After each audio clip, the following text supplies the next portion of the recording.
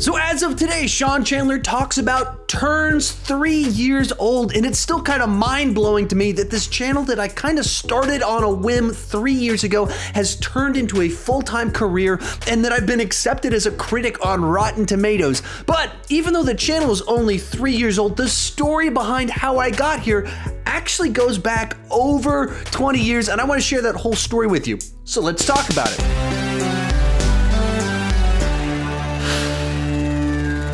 Hi, if you're new here, you picked an interesting video to start with, but my name is Sean and I love to talk about movies way too much, and I want to tell you the story about how we got here. But before I do that, I'd love it if you would join me down below in the comments section.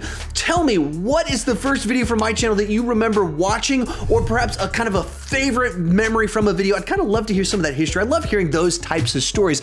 With that said, I just kind of want to sit down and in one take tell you the story of my channel. I've shared a lot of this on podcasts and interviews that I've done, but I don't think I've done kind of the full story here on my channel. And so for the most part, this is just going to be doing a little bit of story time, throw a couple pictures up there on the screen to when I have a picture that fills in the gaps on something. But with that said, I just kind of want to tell you the over 20+ year long story of where Sean Chandler Talks About came from, where my love of movies came from, and how we ended up here. And while Sean Chandler Talks About started on July 17th, 2016, after I went on a date night the day before to go see the new Ghostbusters movie, actually my love for movies and talking about movies and my history of doing this kind of thing goes back to the late 90s. If you don't know, I'm in my late 30s. I'm 37 years old. And so back growing up, the first time I remember going to the movies was probably Batman 1989. There's kind of three different stories. Batman 89 is the first movie I remember being excited about. And then I think I saw Oliver and Company the year before that. It's a Disney animated film. And then likewise, the same summer as Batman 89, I remember going to go see Star Trek V at a theater in New Mexico while traveling out to California with my whole family. And we stopped at this theater that had like a balcony and everything, old style theater. And they wouldn't show the movie if they didn't sell 20 tickets. And so my mother, sister, and I are sitting in this theater, like counting the heads as they come in to see Star Trek V. Luckily, 20 people did buy tickets, so they showed the movie. Those are kind of my first three memories of watching movies.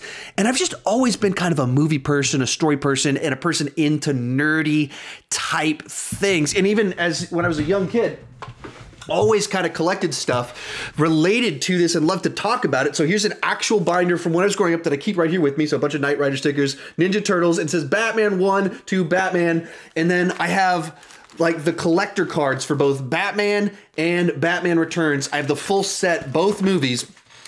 I was just always that person that was into comic book characters, movies, all of that stuff. Growing up throughout the 90s, my sister, mother, and I would very frequently go to Star Trek conventions. Comic cons weren't the big cons at the time, at least not so much as I was aware of, but Star Trek conventions came to Austin once or twice per year, and we would go to those and saw William Shatner and several other people at those types of events. My sister and I would always ride our bikes up to the comic book shop on Saturdays, and she would read comics. I would look at the pictures. She's smarter than me.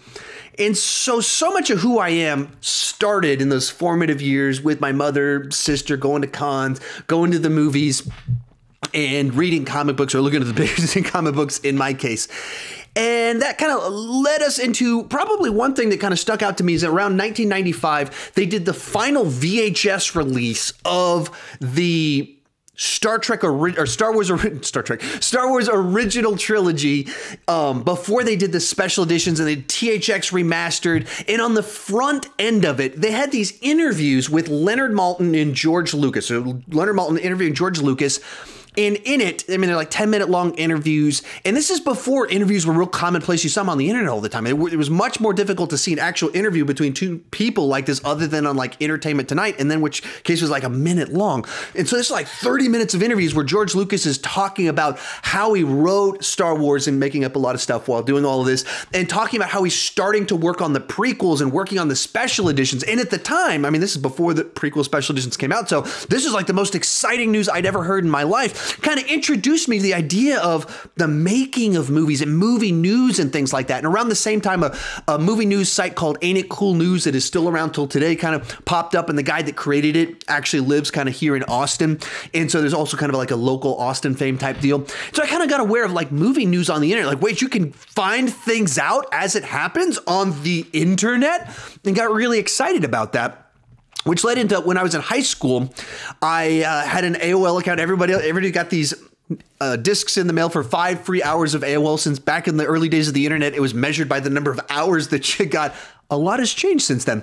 And so I got one of those discs, started an AOL account, and you could create your own little web page. And I was like, wait, I can have my own page on the internet? So what did I do?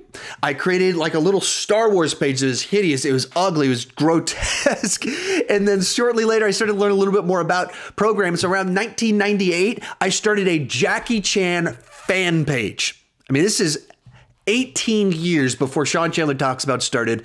I created this Jackie Chan fan page, and I did movie reviews. I had a little trade section because at the time it was a lot more difficult to find his films from Hong Kong, in which case I like had a section where I would like trade with people, and we'd send movies through VHS copies of movies through the mail and stuff like that. And then there was a picture of his body where you could click on it to find out how he injured that part of his body, in which movies and which blooper reel showed what.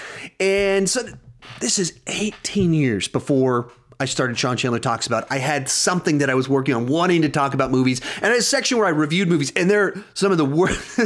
they're hilarious because they're like a classic illiterate high school guy that's just like, I'm going to put my opinions out there, and they're just nonsense. And they're still kind of out there on the internet somewhere if you know where to search appropriately.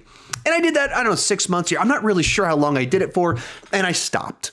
And then throughout the years, I was always on like the IMD bulletin boards. I was in the comment section on Collider, the website. And, you know, I had different Zanga, LiveJournal, Blogger, WordPress blogs at different points in time.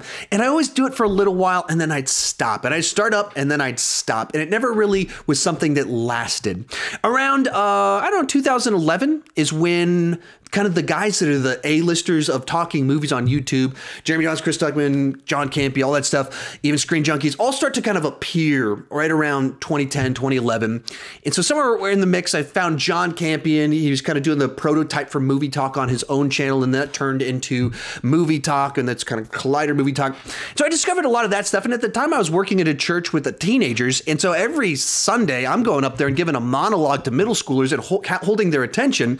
And then I watched these guys on the internet like, I mean, I can hold people's attention. I can do that too. And so I always had this thought in my mind, I should start a YouTube channel and talk about movies. Around the same time, I used to have summer interns, and I have interns. And what I would do is I'd have movie nights with them every Tuesday. Sometimes during staff meetings, I'd randomly like go on lectures and rants about John Williams music. And they're like, what are you talking about? Like, what just happened that you're telling us all these stories? I was just always that guy that talked about movies too much, wanted to kind of engage with people. So I was in the comment sections, I was doing movie nights, and then just randomly blurting into movie facts, details. So I had this thought, like, why don't I start a YouTube channel? So in 2013, I actually started on this very channel right here. The videos are still on there. Started doing kind of the prototypes for Sean Chandler Talks About, where I would post a video, and then I'd do a second one a week later, and then I'd take 6 months off. Then I'd post another video and another one a few days later, 6 months off. And they're all still on the channel. Every single one of these ones, of varying degrees of production value, varying degrees of amount of time I put into it. And I was never able to stick with it. Working in church world is just such a grind, fast-paced moving, that I never had the energy to keep doing it, or, you know, it just didn't work out right.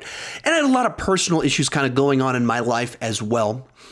And then in June of 2016, I've talked about on my channel a little bit, I resigned from the church that I was at because I was struggling with addiction and alcohol, things like that. So I resigned because I needed to get personal help. And maybe if I remember, I'll kind of link up to the story of that one right there, right up there. That's a less fun story. We're talking about a little bit more of a fun story here. So I resigned, and I didn't have a job. And when you're in church world and you resign because of addiction, alcohol issues, it's not like an easy one to just jump back into. So I didn't know what I was doing with my life. So I'm just unemployed, not sure where I'm going. About a month after that, on a date night, July 16th, 2016, my wife and I were like, what's in the theaters? Ghostbusters. All right, let's give this a shot, see what happens. Everybody's talking about it. Everyone's freaking out on the internet. Let's see what happens. So we went to go see it. And for me, I actually was like totally middle of the road on it. I didn't hate it. I didn't love it. I'm not going to like defend this till I die, but also don't quite understand the people that it's the worst movie ever. It's like, it's just a mediocre blockbuster thing. So I was like, oh, I'll share my opinion. So kind of on a whim, sat down with my laptop, the one that's right here in front of me, using just the webcam on it at a table right there, same exact room, and shot myself in that the wall you're seeing in the background of that video is this exact wall right here. I mean, it's right here. The same spot that you're seeing right here is in the same background of that one.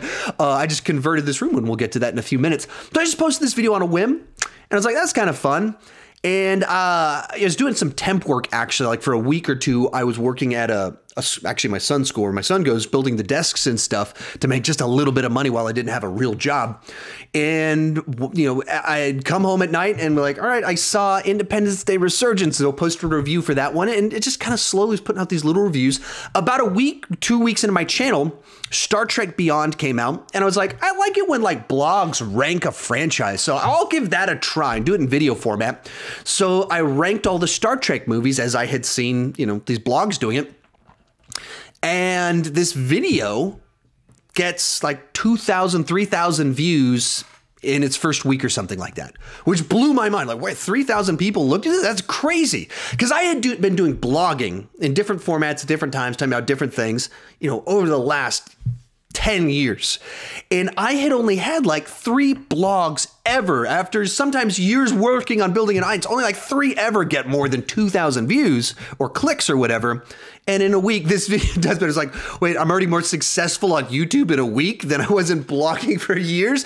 It's like, okay, that seems like that's sending me a message. Maybe I'm a little bit better spoken word on camera, or maybe YouTube just matches some of my social media skills. And so I was like, I'm gonna try to do this.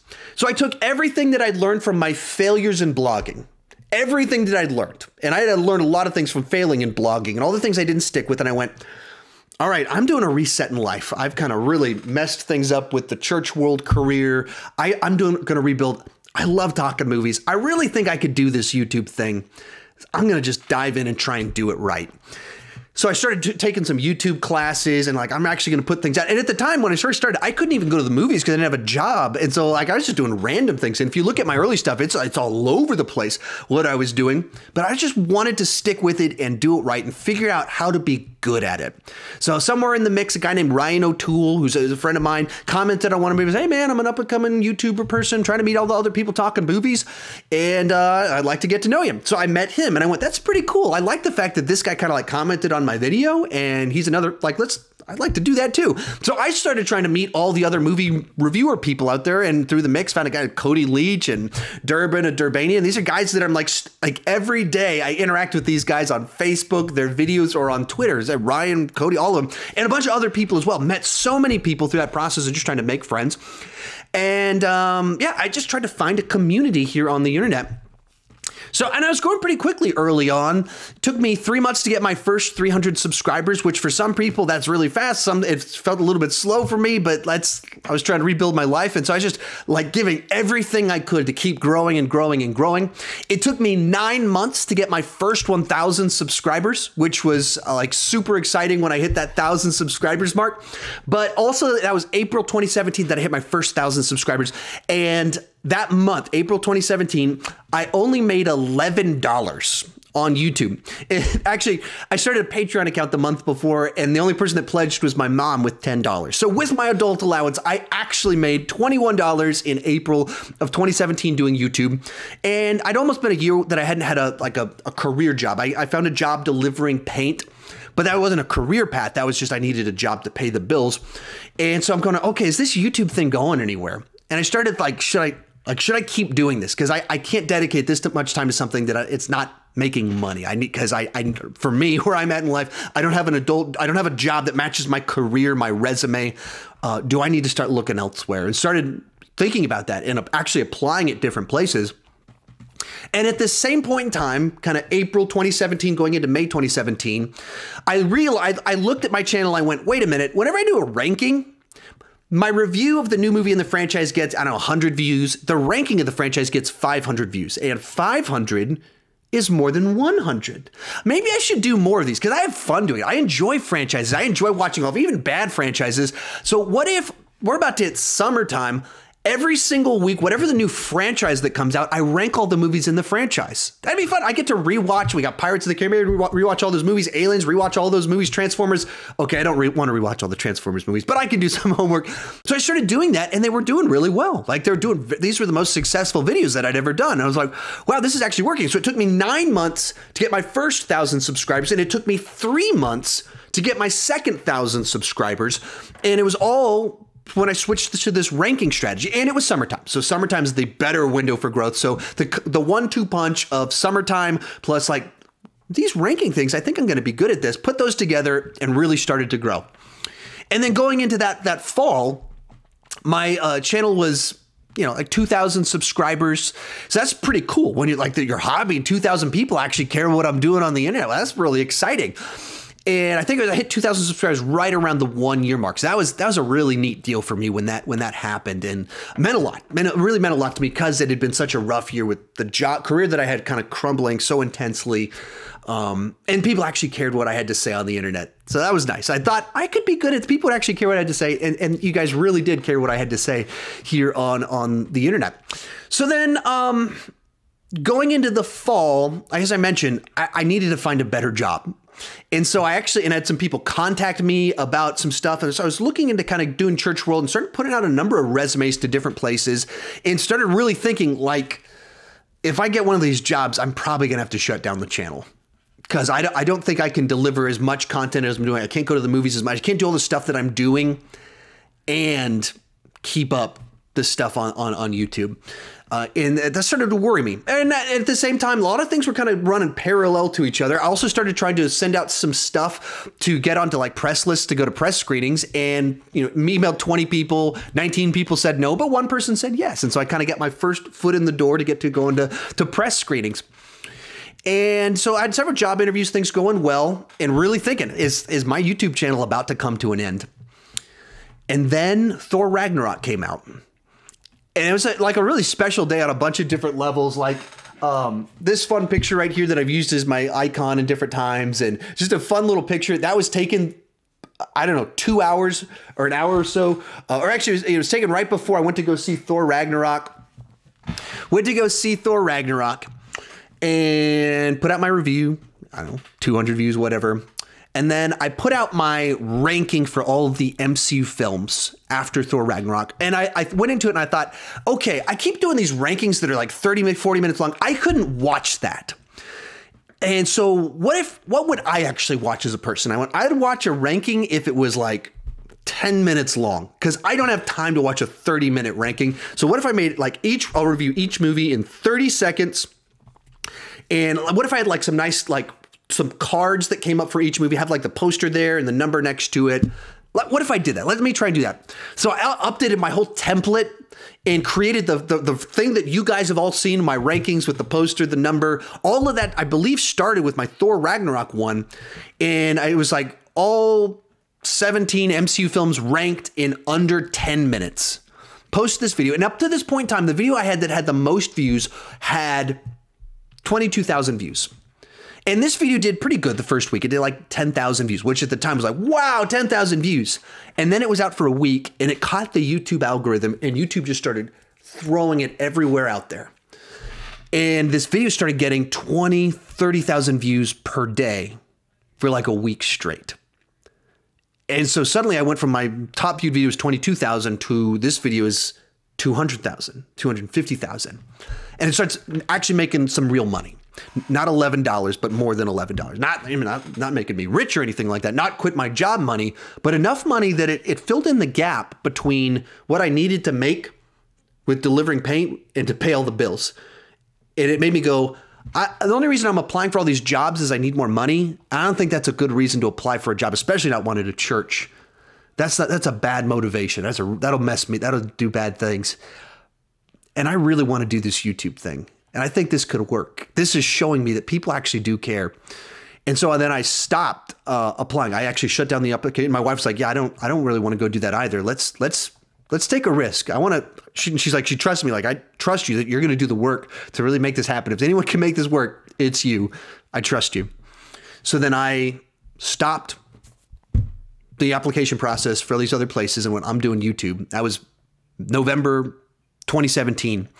And that next week after that was the first time I ever added 1,000 subscribers in 1 week, which was huge because 9 months to get my first 1,000 and then 1,000 subscribers in 1 week was just mind-blowing huge for me. 2 weeks after that, I got my first kind of paid sponsorship, which once again was like, wow, like things are really happening. And then a month after I turned down this job, it was actually going to be, it would have been a really great career move if I want to go back to our church world.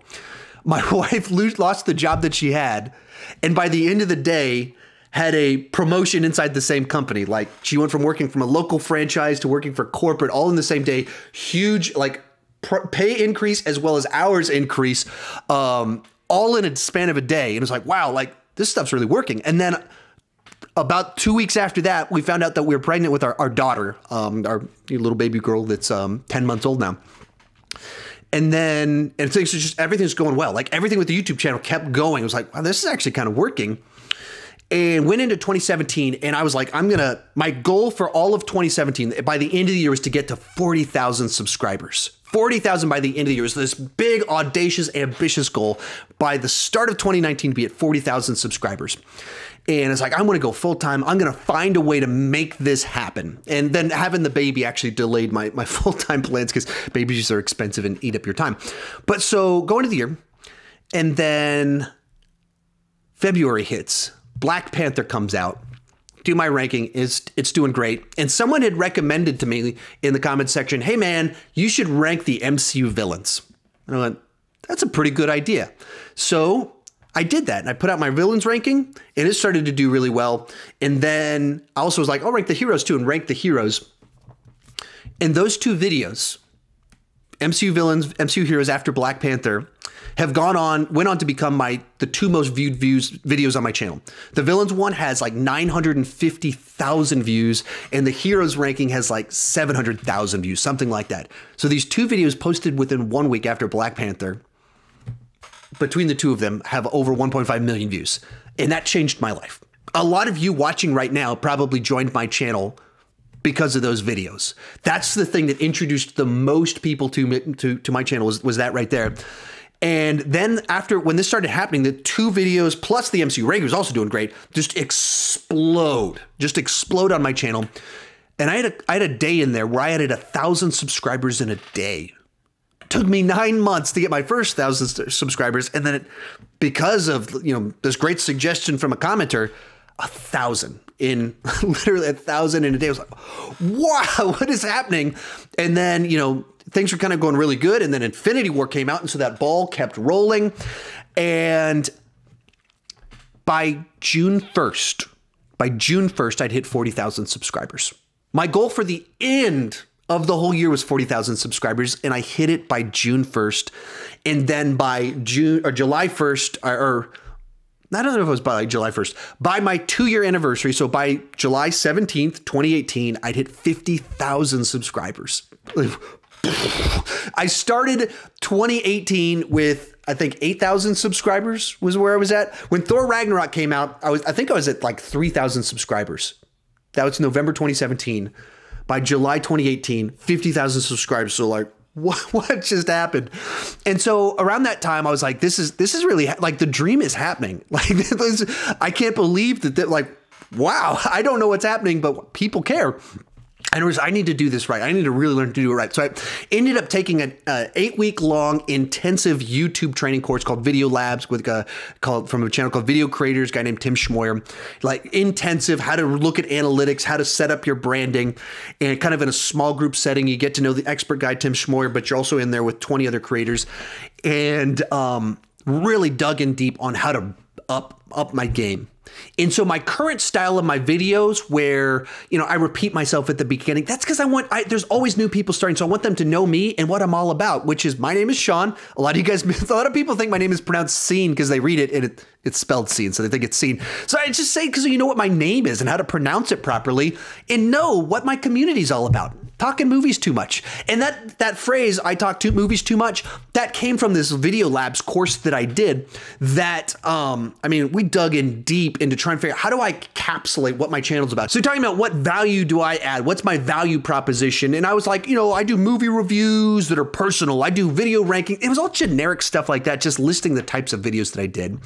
But I was trying to encapsulate who I am. What am I all about? What's the community? What are the people that, who are we? What's this community that is Sean Chandler Talks About?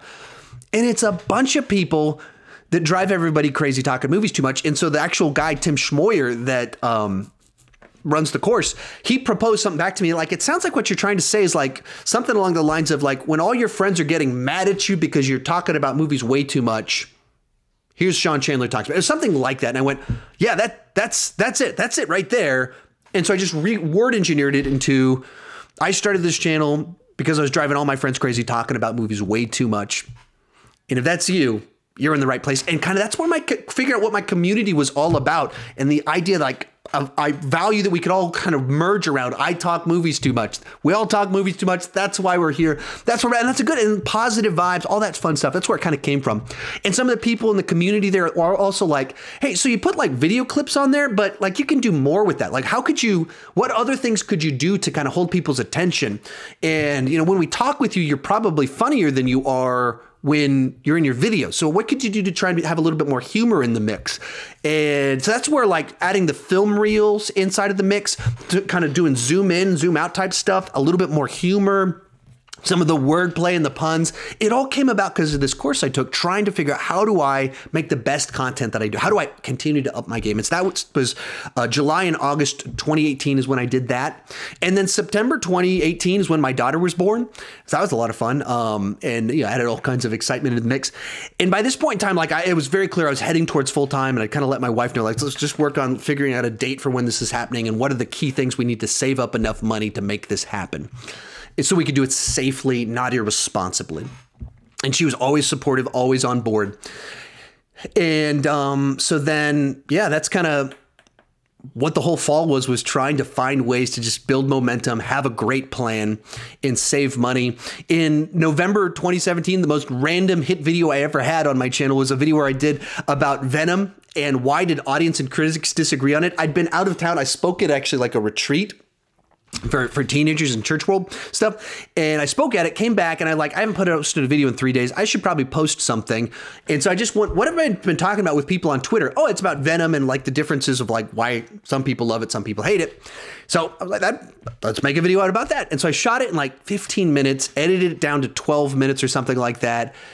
And then, you know, put a little B-roll on top of a couple graphics here and there, posted it real quick. I mean, of videos that I create, very low effort video in terms of how much goes into a ranking.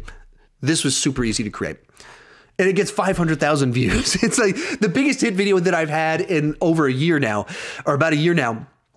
And it's the one that I put almost no effort into. And that's like what's crazy about YouTube is you just never know. Like all these, there's things that I've worked for months on.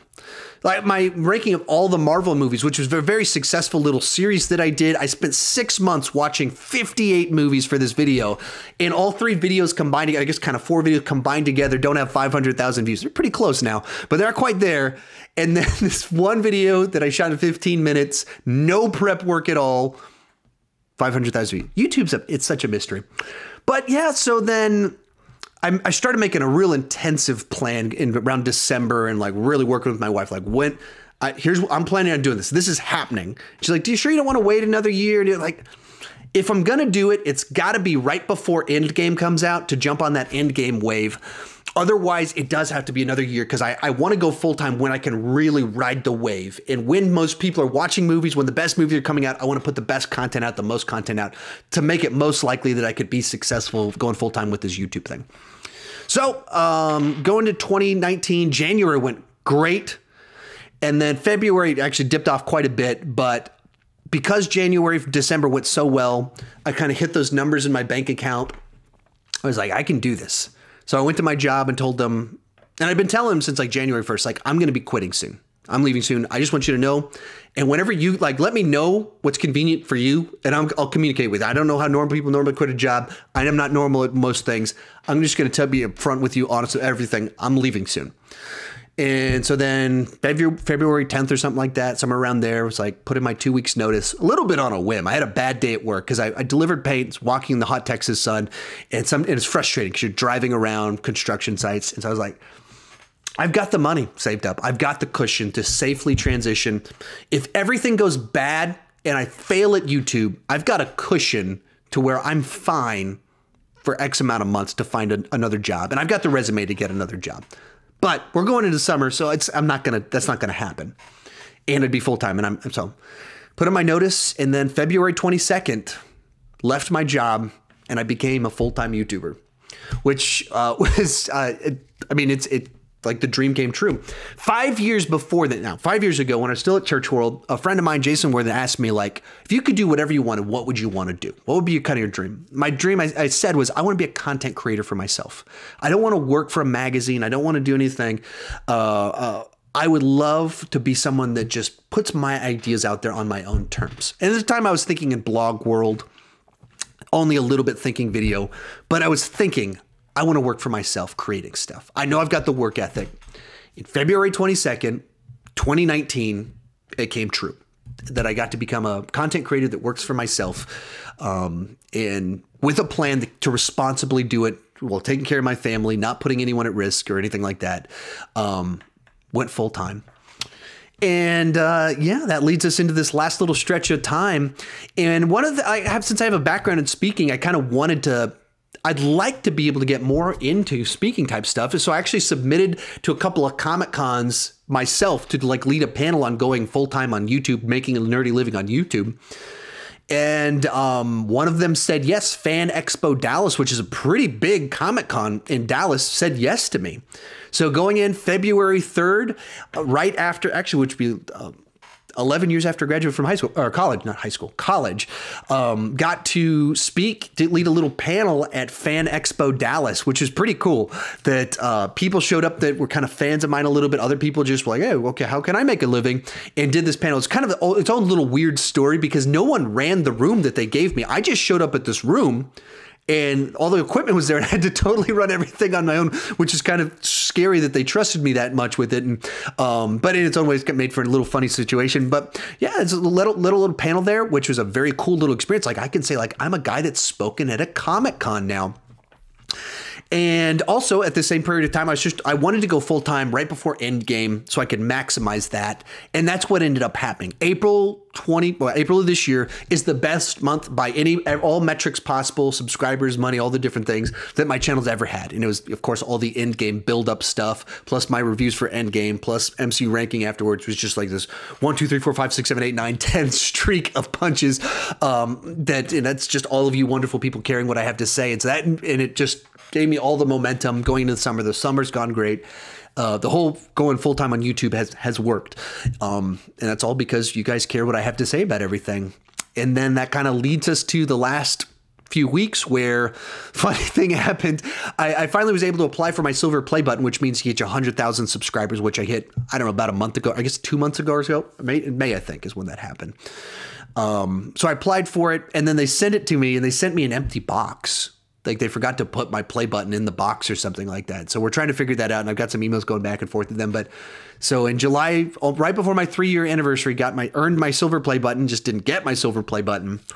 And then I found out 3 days ago that I was accepted on Rotten Tomatoes, which once again is a funny story because Rotten Tomatoes didn't email me. They didn't tell me that. A fan saw me on Rotten Tomatoes and sent me a message to congratulate me. And they're like, hey, man, I'm sure you already heard this, but you're on Rotten Tomatoes. Oh, that's awesome. And if you don't know, Rotten Tomatoes doesn't like hire people to write for them or something like that. They aggregate the critics that they think are professional critics. So they look at my videos on YouTube and that's what they factor into their score. It's not like I don't do any extra work for them. They look at my work and add it. It's entirely saying they think that I'm a professional, that I matter, that I'm legitimate. Therefore, they want it factored into their formula. That's what it means. And so then I found that out just 3 days ago, right before hitting my 3-year anniversary. So yeah, I mean, that's all the big hallmarks. I don't know if I was too long-winded on this, but that's the history of Sean Chandler Talks About, how we got here and how Like some people look at my channel like, wow, you've grown so fast. Your channel's only 3 years old. You're full time. That's amazing how quickly you've grown. From my perspective, it took 20 years to be an overnight success. It took me over 20 years to go full time doing my passion, talking about movies. And that's the thing you need to think about, that whenever you see someone that's really successful, there's normally a really long backstory that you didn't see that wasn't in the spotlight. You catch them once they hit the spotlight. They did a lot before they got there. And for me, that was 20 years of failed blogging, failed websites, and then like working for 10 years in church world, doing video editing, communication, promotion, social media, and then giving a weekly speech or sermon to middle school and high schoolers. That's a lot of at-bats to get used to articulating myself in a way that would hold people's attention. There's a long buildup to give me the background to be able to be successful on YouTube. And then likewise, it's because you guys care, that you guys would watch, comment, subscribe, like, share, support me on Patreon, message me over on Instagram, chat with me on Twitter, interact on Facebook. All of that fun stuff is why this is possible. So thank you so much for being a part of my channel. It means the world to me, and keep talking movies too much.